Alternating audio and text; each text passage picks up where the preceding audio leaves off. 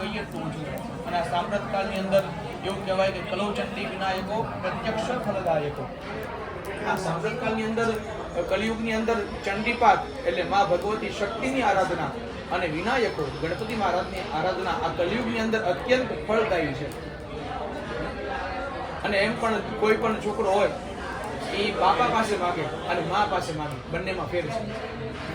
બાપા આપે ખરા પણ પેલા બે ઠુપાટ માગે પછી આપે, અને મા આપે પણ પેલા પંપાળે પછી આપે. મા અને બાપના પ્રેમમાં ફેર છે. એટલે મા પાસે એ જ પ્રાર્થના કરવાની કે અમને શું આવડે, કઈ આવડતું નથી.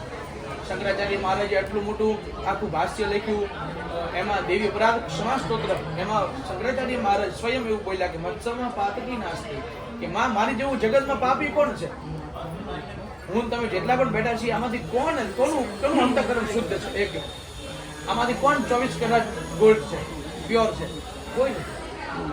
બધાને પોતાના કર્મની ખ્યાલ છે, એટલે હરિધર્મ એટલી બધી ગણતી છે. શું કામ? તો કર્મનો ખ્યાલ છે, જસ્ટિસ કર્મનું હોય.